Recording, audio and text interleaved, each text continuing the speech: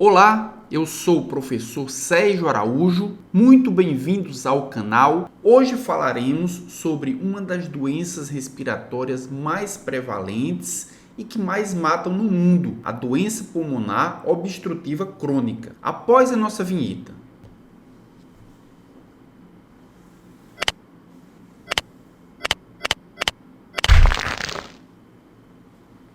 E o diagnóstico? Como é que é feito o diagnóstico da DPOC? O diagnóstico da DPOC ela é baseada em 3 pilares. O primeiro pilar são os sintomas. O paciente apresenta dispneia, o paciente apresenta expectoração e o paciente apresenta tosse. O primeiro pilar ele já foi atendido. Então já podemos desconfiar de uma DPOC. Qual é o segundo pilar? O segundo pilar são os fatores de risco. Exposição aos fatores de risco. Então, o paciente ele é tabagista ou ele é ex-tabagista, a ocupação do paciente, a profissão do paciente, ele promove uma exposição exagerada a agentes oxidantes. O paciente ele está muito exposto à poluição. Nós temos o segundo pilar também atendido.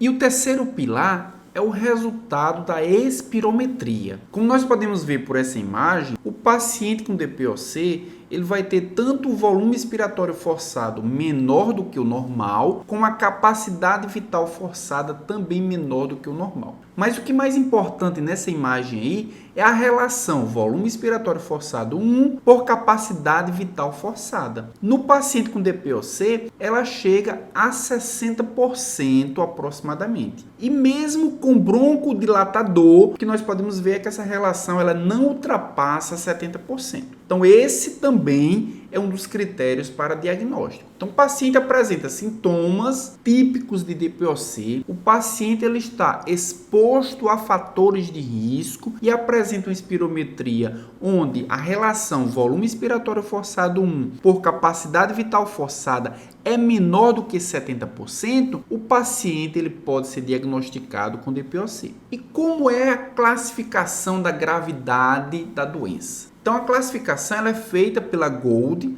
A GOLD é um órgão que dá as diretrizes para o manejo terapêutico da DPOC. E a GOLD ela classifica em 4 graus de acordo com a limitação do fluxo aéreo, ou seja, de acordo com o volume expiratório forçado no primeiro segundo. Então, a GOLD ela diz o seguinte, que a DPOC ela é considerada leve se o volume expiratório forçado ela for maior do que 80%. A DPOC ela é considerada moderada se o volume expiratório forçado ficar entre 50% e 80%. Ela é severa se for entre 30% e 50%. E abaixo de 30%, a DPOC ela é considerada grave, ela é considerada muito severa e é classificada como GOLD 4 ou grau 4. Também a GOLD ela classifica o paciente de acordo com a gravidade baseado na sintomatologia e baseado também nas exacerbações. E essa é a classificação ABCD. Observem o seguinte, que nós temos 2 colunas e 2 linhas, criando esse quadrilátero. Como é que nós podemos interpretar isso? Então, os pacientes que estão na primeira coluna em verde,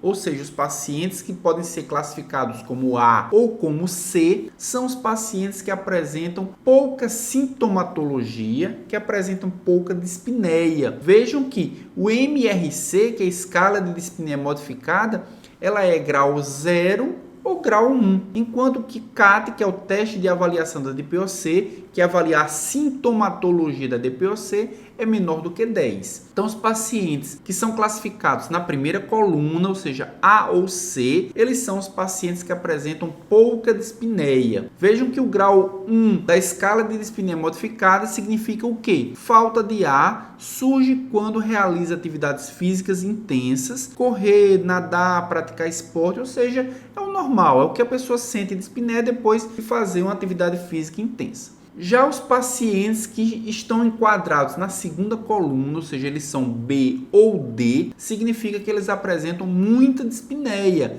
Muita dispneia significa que ele deve ser, pela escala de dispneia modificada, grau 2 em diante.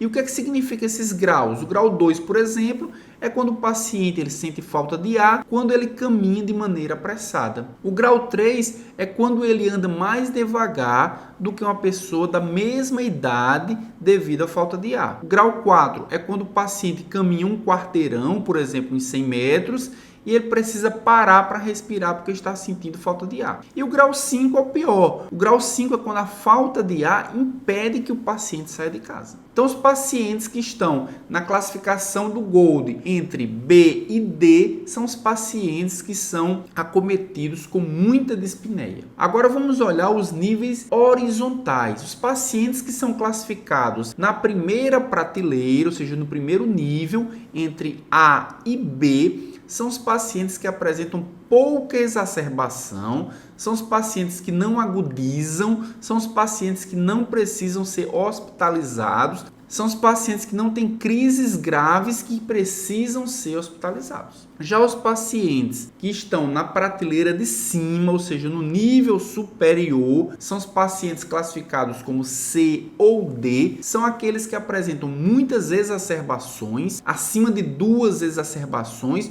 ou que apresenta uma exacerbação, mas essa exacerbação ela é grave o suficiente para que o paciente precise ser hospitalizado. Então, nós podemos, para diagnosticar e depois tratar, seguir algumas etapas. A primeira etapa é a espirometria. A espirometria vai diagnosticar se o paciente tem ou não DPOC, baseado nos sintomas, baseado na exposição dos fatores de risco, mas baseado principalmente no resultado da espirometria pós-broncodilatador, onde a relação volume expiratório forçado e capacidade vital forçada tem que ficar menor do que 70%. O segundo passo é classificar de acordo com a obstrução do fluxo aéreo, ou seja, classificar baseado no volume expiratório forçado da espirometria, qual é o grau da DPOC que o paciente tem, se é grau 1 até o grau 4. E o terceiro passo é classificar de acordo com os sintomas e de acordo com o risco de exacerbação.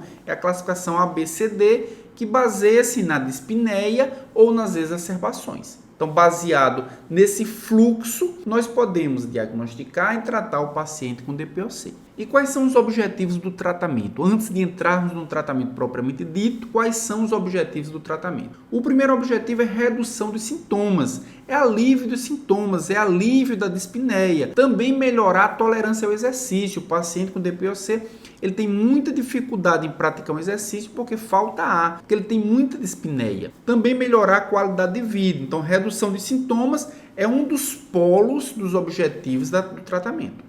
O outro polo é reduzir riscos. Que risco?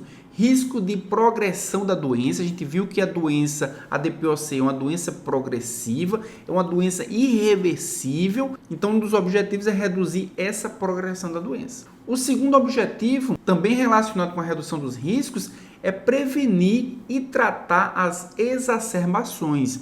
Ninguém quer que o paciente tenha exacerbação, porque a exacerbação expõe o paciente a um risco e também expõe o paciente à necessidade de hospitalização. E o terceiro objetivo relacionado com a redução de riscos é a redução da mortalidade. Então, os objetivos da DPOC estão baseados nesses dois polos, reduzir sintomas e reduzir os riscos que o paciente tem. E como é que é feito o tratamento? O tratamento ele baseia-se na classificação ABCD. Então, o paciente, por exemplo, que ele é classificado como grupo A, é aquele paciente que tem pouca dispneia e quase nunca exacerba e não precisa ser hospitalizado. Ou seja, aquele paciente que é relativamente leve. Esse paciente ele é tratado, quando necessário, com broncodilatador e na grande maioria das vezes é utilizado um agonista beta de ação curta. É o salbutamol, por exemplo, é suficiente para que ele não tenha sintomas de dispneia. Se por acaso, com o uso do broncodilatador, há necessidade de se verificar a eficácia do tratamento, se de fato ele está controlando a dispneia. Após a verificação da eficácia, pode-se optar por continuar o tratamento com o mesmo broncodilatador, parar o tratamento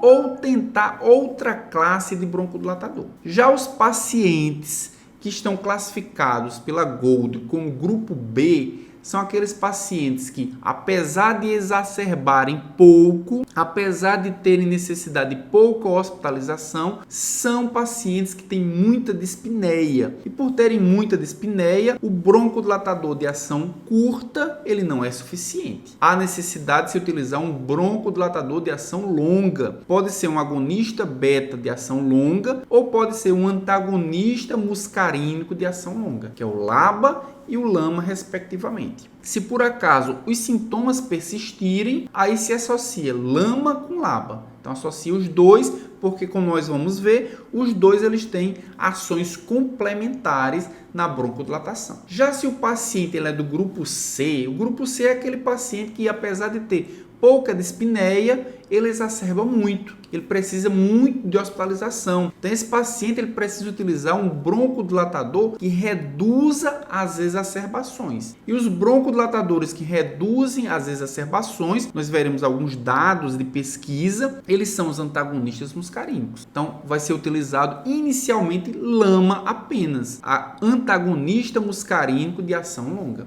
Se por acaso o paciente continuar exacerbando, aí pode se associar inicialmente como primeira alternativa LAMA mais LABA e como segunda alternativa LABA mais corticoide inalatório. E se o paciente for do grupo D? O grupo D é o grupo que tem uma pior situação clínica. É o grupo que tem muita dispneia e é o grupo que exacerba muito. Então a gente já entra com associação LAMA mais LABA. LAMA mais LABA já é o tratamento de maior impacto que pode ter para esses pacientes. Se por acaso o paciente continuar exacerbando, mesmo com associação LAMA mais LABA, associa também o corticoide inalatório. E vejam que por esse esquema existem duas observações. Se o paciente tiver um volume expiratório forçado menor do que 50% do predito e o paciente também tem bronquite crônica, deve-se considerar o roflumilaste. E se o paciente ele é um ex-fumante, como são os nossos dois pacientes dos dois casos clínicos,